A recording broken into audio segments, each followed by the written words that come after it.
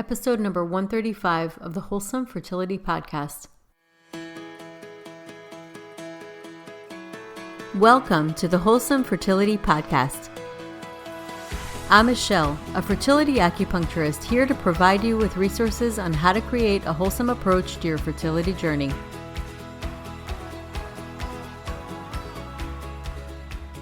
My guest today is Sandi Ross. Sandi is a dual qualified naturopathic and Chinese medicine practitioner with over a decade of clinical experience. With a master's degree in traditional Chinese medicine, Sandi integrates both modern sciences with Eastern arts.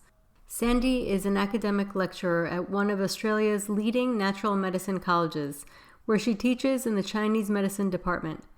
Her approach to health integrates Chinese medicine, acupuncture, with naturopathic, nutritional, and herbal medicine.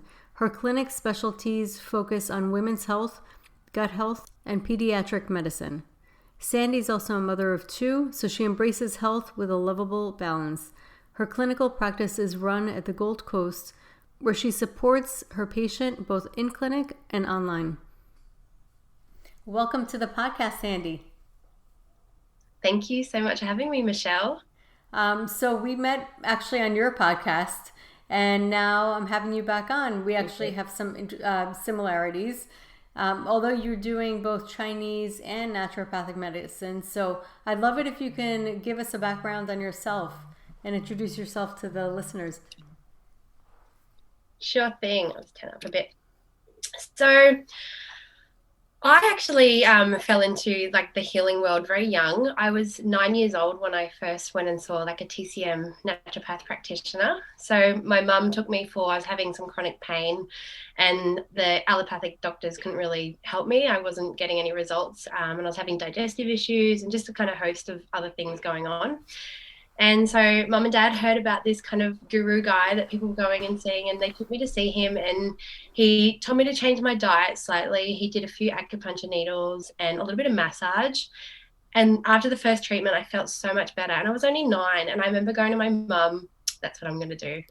Mm-hmm. And so the journey sort of began there for me. I then seen a naturopath when I was 15, when I was having really bad period pains. And she did the Iridology and mixed me up some herbs. And, that was another, path for me to follow with going into the Iridology world. So I was kind of exposed to both the Chinese medicine, acupuncture side of things, and then the herbal medicine, Iridology side. And so when I was going into university, I knew that I actually wanted to do both. I didn't want to do one or the other. And so I studied the two modalities together, which was really good to do them both together, actually. And in Australia, we don't have to do a postgrad to go straight into naturopathic medicine or Chinese medicine. We just go straight into it. So I was 17, just finished high school studying both Chinese and naturopathic medicine, had just turned 18. And, it was a really interesting thing to take on at such a young age. Obviously, I think that kind of thing can, when you're a mother or you're a bit older and you've got world knowledge, it can definitely help with studying that sort of stuff. But it was fun, and I took it all in, and I was a really savvy young practitioner. At the age of 21, it was when I graduated, and then the guy that actually treated me when I was 9 years old gave me an internship, which was amazing. So he was Chinese medicine, and his partner was naturopath. So I got to work alongside the two of them and just learn so much about the body from the outside and the inside, because he did a lot of pain and she did internal medicine. So they were my main mentors. Then at 23 years old, I actually was employed to go work in a clinic that was newly opening in Bangkok in Thailand. Oh, and so my partner and I, so good. And that's because I did the two modalities together. So it was such a great opportunity at such a young age to go and do.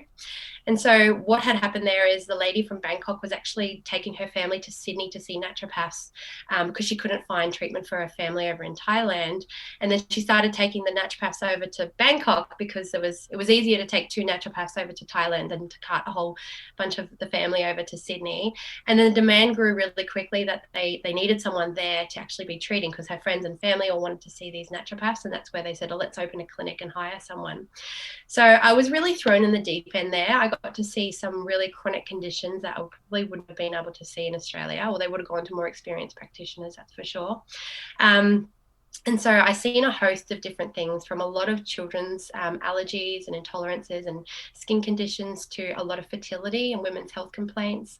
And I also worked a lot with men. Probably the most I've worked with men ever is when I was in Bangkok, a lot of, corporate men.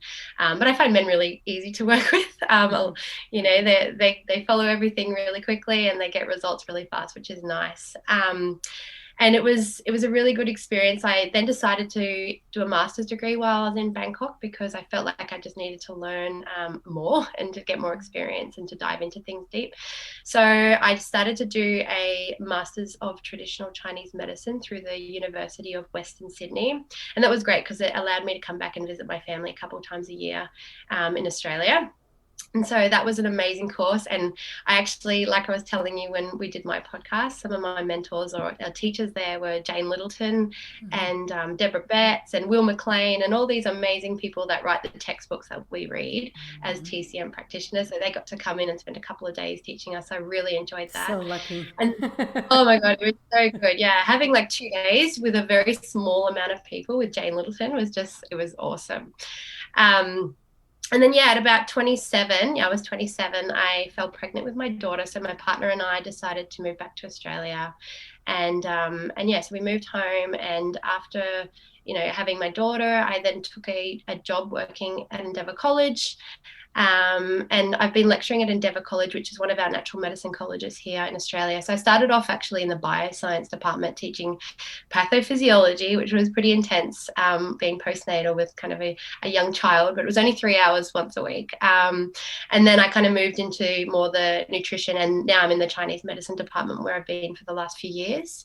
I teach things like the Chinese dietetics and clinic supervisor and dermatology and a range of different subjects, which I really enjoy. So that's sort of how I got into it all. And I've sort of done nothing else really. I've got 2 young kids as well, and so I've sort of immersed them into that world as well. But that's my little journey. That's awesome. It's so interesting. Actually, I've never talked about iridology on the podcast. For people who don't know what that is, I find it super, super fascinating and interesting.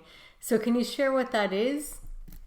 Yeah, sure. So iridology is actually the reading of the iris. And so we take a photo of your eye, and some of our new technology is great. We can put it up on the computer screen, actually show people. And so the eyes are the window to the soul, as we know. And so we can actually read organs, and we get a really good amount of information as to what's going internally with the body. So I'm a kind of basic iridologist. There's some really amazing naturopathic iridologists, because I do a lot of other things like the acupuncture and stuff. I just kind of use it as a tool in my clinic for diagnostics. But what we can see like straight away is, if someone's having too many sugars, if their liver is, maybe sluggish, what their gut function might be like, what their stomach acid is doing, like if it's hypoacidity or hyperacidity, if there's leaky gut, if there's B12 deficiencies, if there's, lymphatic congestion, if there's acidity in body, if the nervous system is overworked. So these are just some of the really quick shot things we can actually see when we look into someone's eye. Now, brown eyes are a lot harder to read. So some of those more savvy naturopaths that do a lot more iridology as like a big part of their consultation would be better at reading brown irises than I am, but I can certainly read them. The blue iris is amazing to actually read. And there's only 2 types of colors with the iris. There's only a true blue or a brown. So if you have like a greeny or maybe a hazily eye, you actually have a true blue eye under there, because when babies are born, they have the blue eyes, and then it changes. So that's when all the genetic stuff starts passing through. And we do see a lot of like genetic stuff in the iris too. So it's hereditary of what your parents have passed down to you, or their parents as well. Great tool. That's so interesting. So if a person comes in and you read like a lot of gut inflammation in the eye, when that is healed, because we all like assume that the eyes will, like, once we become adults, they stay the same. Do you actually see changes in the eyes? Yeah, slow changes, definitely. Mm-hmm. It takes at least 3 months to see any changes in the eye, and you don't see huge changes. I have in the past, because, looking at many eyes, I've seen some people go from like a very kind of toxic lifestyle with a lot of drugs and alcohol and junk food to Mm-hmm. really changing, like when they've been diagnosed with cancer, for example, and they change their whole diet and lifestyle. And, 3 to 6 months, the iris actually, like a complete different color of the eye, like really cleared up. So I Mm-hmm. have seen that, but it is quite set in stone with your genetics too. So you will get passed down a lot of your genetic traits through the eye. It's so interesting. I've always been interested in iridology. It's actually something that I think I might want to start learning. I'm a professional student. I never stop learning.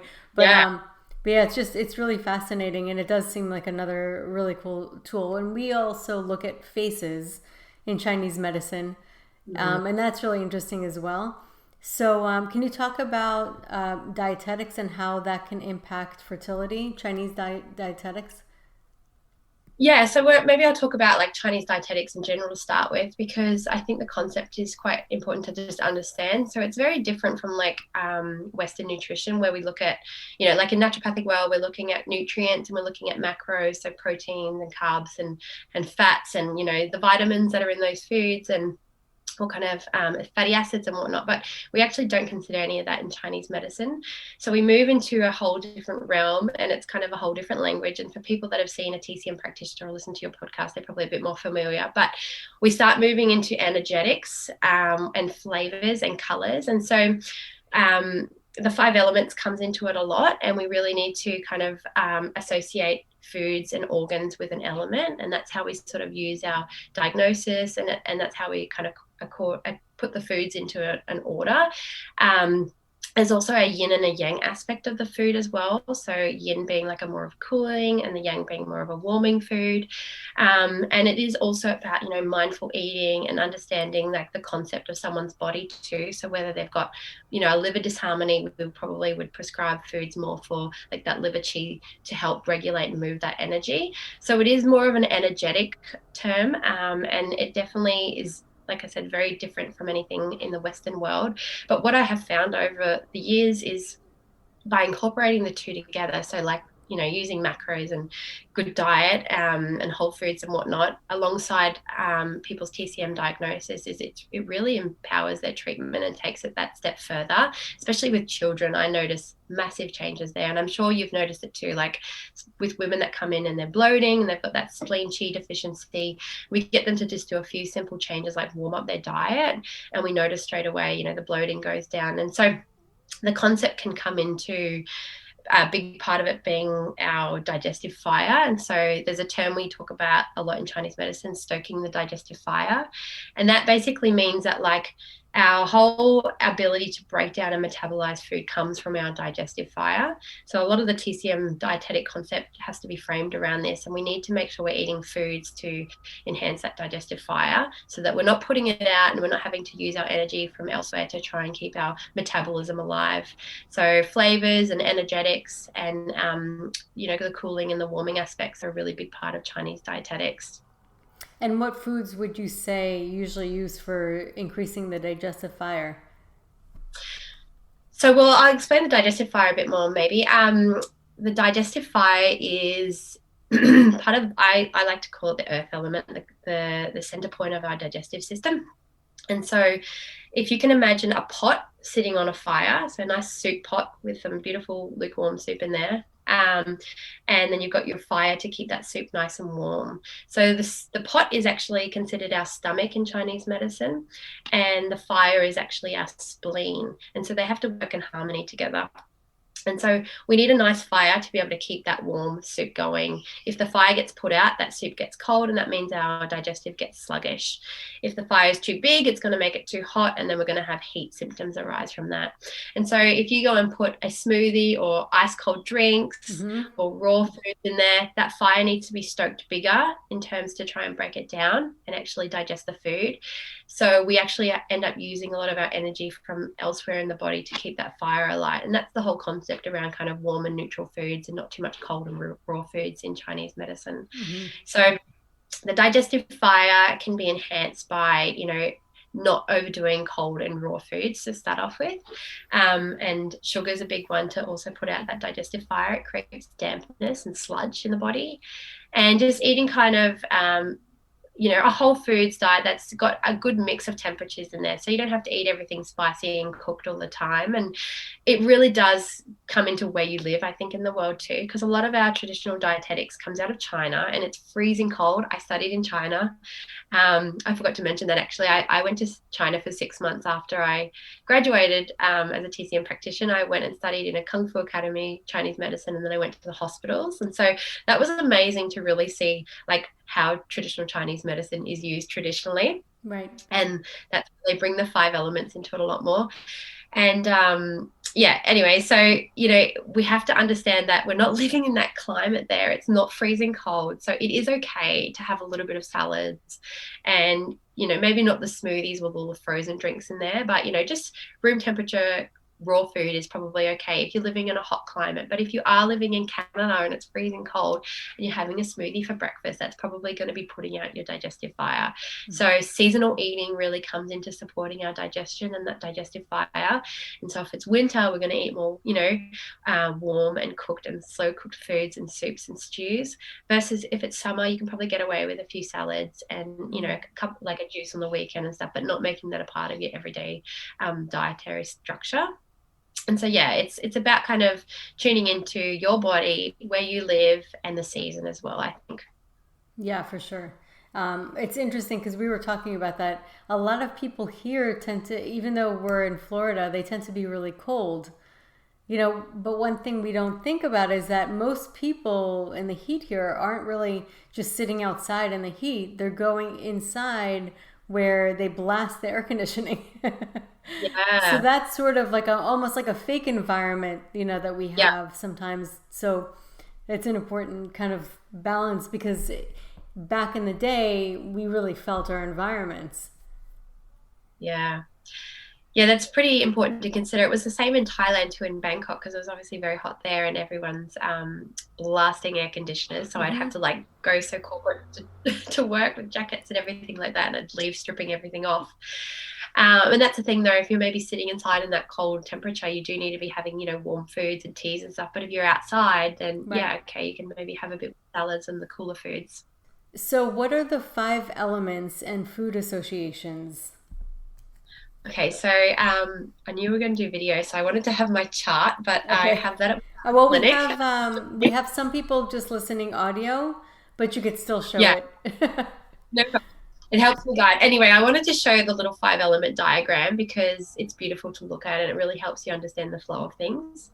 But I left it at my other clinic, so I'm sorry if you are watching it on video, but if you're just listening, I'll explain it. So we have the 5 elements and they kind of work harmoniously as a flowing chart towards each other. The energy needs to flow, so we have like a mother-son relationship with all the elements. So the first element we have in the 5 elements is the fire element, and so the fire element is red, and the season association with the fire element is summer. So you're instantly already probably thinking heat. And the emotion is joy. And so in terms of dietary foods for the fire element to support that, we want to eat foods that are going to support the organs, which are the heart, small intestine, pericardium, and the sanjiao. And so they're going to be foods that are red and bitter in flavor. So bitter is the flavor for the heart and the fire element. And so bitter foods are things like, dandelion or your bitter greens and bitter cherries and berries and stuff like that. So coffee is actually considered a bitter food, but you can actually overdo the food in flavor too. So you need to, this is where working with a practitioner is really good, because you might have the concept of the fire element, but you might actually be in excess of the fire element versus being in a deficient state. So when you're in a deficient state, you generally need to eat more of those foods to help tonify the element. And then when you're in the excess state, you might actually need to pull back on them. And so the fire element then feeds into the earth element. The earth element is the spleen and the stomach, and the color is yellow. And so you think of yellow foods like an orange or a carrot or a sweet potato, and root vegetables are great for the earth element. And so this is the main digestive element, as I was talking about before. So it loves warmth. It doesn't like to be cool, and it likes cooked foods in particular as well. the emotion associated with the earth element is worry or pensiveness. And so being in the head too much will affect and drain that element there.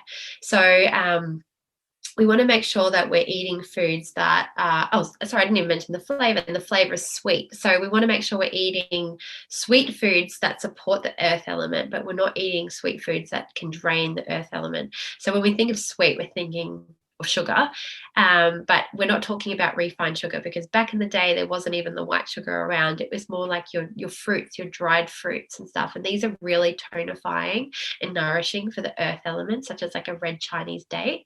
So that's a great food to add in to help support that earth element.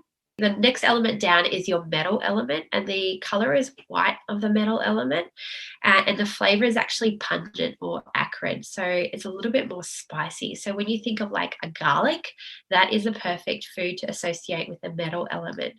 The emotion for the metal element is grief as well. So when there's grief in the body, we actually want to eat foods to help support and tonify the metal element, which has the organs of the large intestine and the lungs.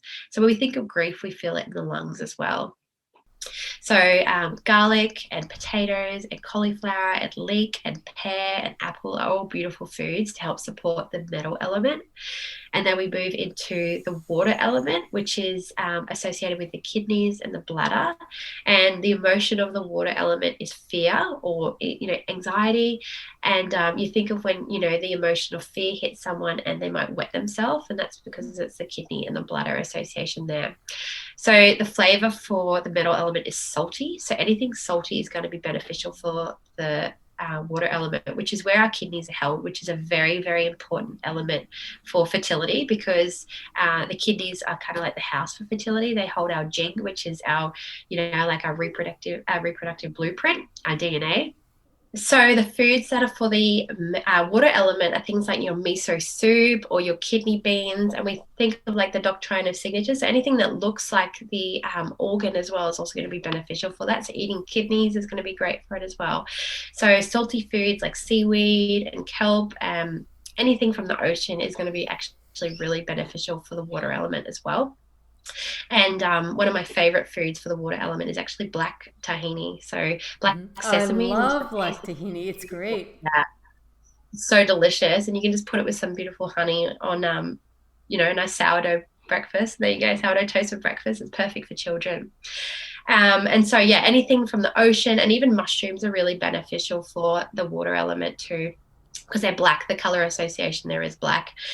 And then the last element is the wood element. And so the wood element houses the liver and the gallbladder. The color is green and the emotion is anger.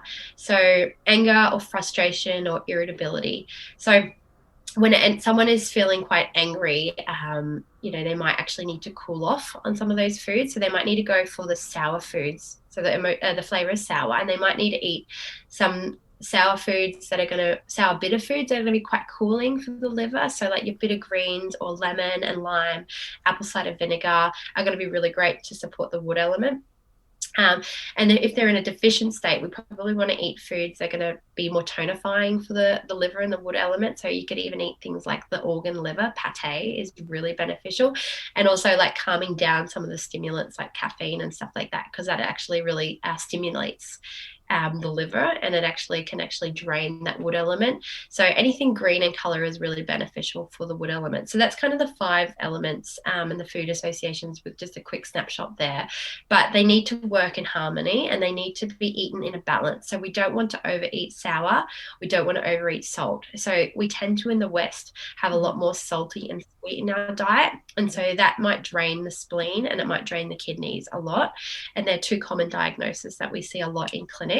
And so what you can do is you can start incorporating a variety of different flavors, making sure there's more bitter, making sure there's more pungent, making sure there's some sour foods in the diet, so that there's harmony between the 5 elements, because it's all about balance. And this is something that's really important, and I encourage and educate a lot with children, is to really include those 5 balanced flavors in their diet from a young age, so that they actually acquire the taste buds for it and they start tuning in and eating those foods, because we just get so accustomed to too much sweet and salty that that's the kind of food we start to crave and enjoy.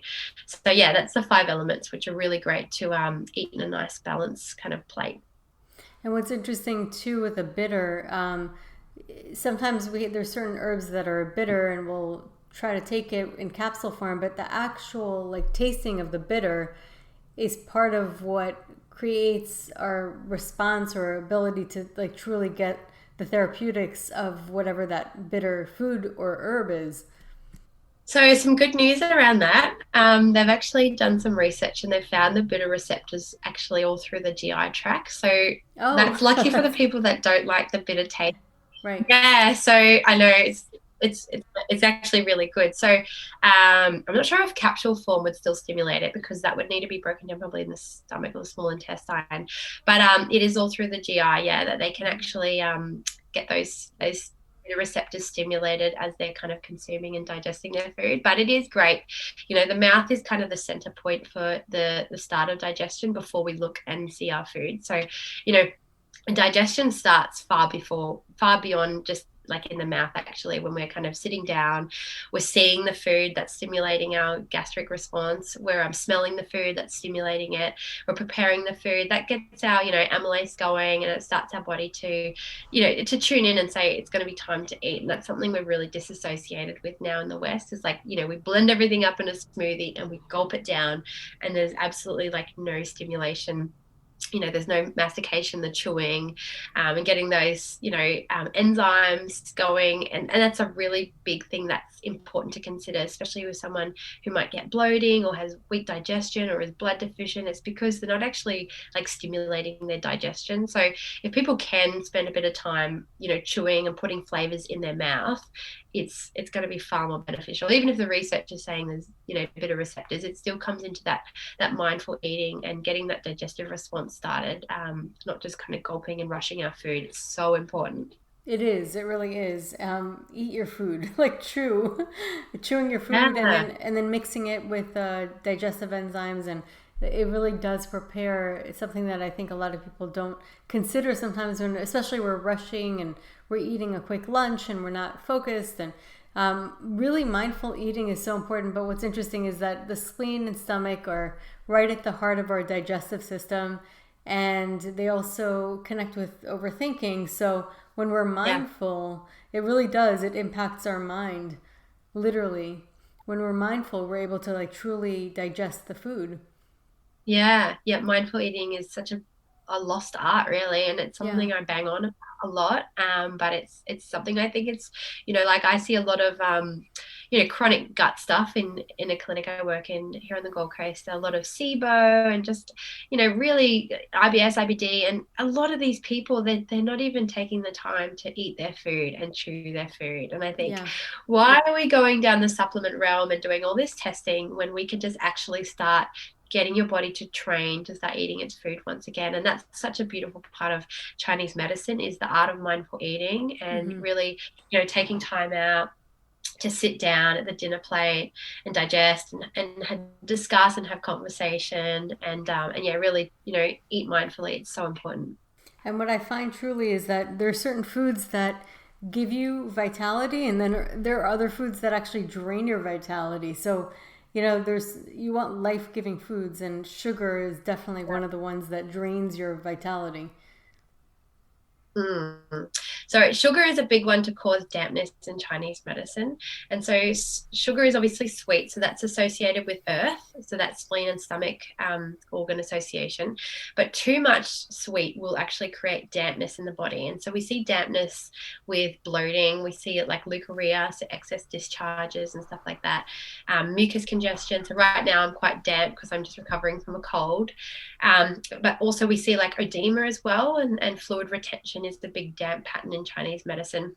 And so if you are experiencing those kind of symptoms, then you need to tonify the spleen by getting rid of the refined sugars and actually swapping it around for those more kind of, like I said, once again, the root vegetables, warm cooked foods, and just getting those refined sugars out, because they'll drain the spleen energy and they'll create too much dampness. Our bodies also give us beautiful cues to let us know if something does not work well with it. So if you eat certain foods and then you crash afterwards, I mean, those that's the amazing design of the body. Is the body will always let you know if you're warm, meaning you're finding the good food. Not warm as heat, but warm as getting closer or not. So that's one of the amazing designs that we have. Yeah. And the language of Chinese medicine is hard to kind of understand when you first hear it. So all the yin and the yang and the qi and the blood and the damp and stuff. But I think if most people are kind of seeing an acupuncturist, or starting to read into fertility stuff, they might have crossed these things before. But they're concepts that just relate to, like dampness, we can kind of say is mucus. Yin is kind of that cooling feminine energy. Yang is that warm masculine energy. Qi is energy, Right. and blood is similar to blood in our veins, but it has a bit more of a role with fluids and just nourishing the body too from that TCM perspective. And also, I mean, really, it doesn't hurt to eat the rainbow anyway. So it's important No, to really have. I mean, that's the body actually does much better with variety, and that's how a lot of people end up getting food sensitivities. Well, which is the naturopathic hat. People get food sensitivities when they eat the same kind of foods all the time. Even though they're not necessarily yeah, allergic, they'll start to resist and have a sensitivity to certain foods. And that's why sometimes people eliminate it and bring it back in and reintroduce it just so that the body acclimates and gets the variety that it needs. But variety is really, really important. I think if anything else, if you can't see anybody, if you can't afford to go to an acupuncturist or a naturopath or a nutritionist, it's important just to really increase the variety in your diet of whole yeah, foods that are natural, that come from the earth, and having that type of variety. And also the variety, like you said, like we tend to be very much a salt and sweet culture. I mean, this is like the world's culture right now, is that we love salt and sweet.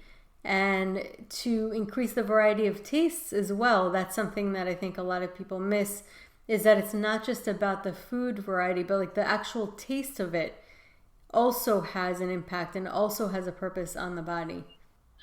and the other thing to mention, which is really important, I think, because we're kind of in the Western world, we're kind of like anti carbs. We get kind of frightened of carbohydrates. And now the new movement, I guess, with the research around the microbiome and understanding how important fibers are, people are putting carbs back into their diet if they've been educated. But in Chinese medicine, carbohydrates are probably the most important food. So there's the traditional breakfast of the congee, which is like rice and water. So it's like 1 cup of rice, 10 cups of water, literally. So you make this big soupy porridgey thing. And it's one of the easiest things to digest and to break down. And it's great for someone with chronic illness or fertility or just easy digestible food. And you can add to that. So you can go and like look on Google. There's lots of different congee recipes. And so there's ones for fertility where they have a bit more of like, chicken and ginger and a bit of leek and stuff in there. And then you can make sweet ones for children with, pumpkin and cinnamon and honey. But the grains in Chinese medicine are really nourishing for that earth element, and they're quite neutral, and a lot of them are a little slightly warm. Wheat is actually slightly cool, so that's good for like the dampness and stuff. But it's really important too when you are trying to conceive to make sure you are having those grains in your diet and having a variety of them. So mixing it up from amaranth, barley, millet, quinoa, just making sure that a little bit of wheat, good quality versions, as long as it's not GMO, and if it's fermented, it's great. And not being frightened to eat those foods, because they're also really important for ovulation. We can't ovulate without carbohydrates, and we think of Mm-hmm. that kind of spike in the energy around that yang energy and ovulation, and we know that we need that fuel to help our body do that. And so I find it's really liberating to get women to start enjoying those carbohydrates and the root veggies in all their kinds of foods and recipes that they're using as well, because it's such a vital part of traditional Chinese medicine. Such a good point. It's true. I mean, because now we're getting in this kick. Like for a while, it was like no fat. Now it's no carb. We go through all these different phases. Yeah, And that's such a good point. We yeah, do need good carbs. I mean, there's not all carbs are created equal. And what I find too is really good, because bone broth is so great, is to have bone broth, and then you can throw in any greens that you want and make a really good stew and put in some meat. Um, so it's a great way to get everything all at once. yeah, yeah, definitely. Throw in some noodles for those carbs or a bit of rice. So awesome. So how could people find you if they want to learn more or work with you? So, excuse me, I'm on my Instagram is Her Earth Medicine. And I have a website, which is sandyrosshealth.com. And I have my own little podcast, which you'll be featured on very soon. It's only a baby and it's fresh. But yeah, I'm just part-time now with 2 young kids working from clinics. So I am online and I work in a clinic here in Australia as well. And how can people reach your podcast? It's on all the podcast apps. So it's just Her Earth Medicine. And yeah, you can find it through my Instagram as well. Awesome. Well, thank you so much, Sandi. It was awesome having you on. Thank you so much. It's been great. So that concludes today's episode. You can find all of the links mentioned on the episode notes. If you're enjoying these episodes, please take a moment to share and leave a review. Reviews mean everything to podcasters, and I really enjoy hearing from my listeners. You can also find me on my website at www.thewholesomelotus.com or email me at info@thewholesomelotus.com. I love hearing from my listeners. If you're interested and want updates as well as a free ebook on my top 10 fertility boosting habits, you can visit my fertility page on www.thewholesomelotus.com. I thank you so much for listening in and hope that you have a beautiful day.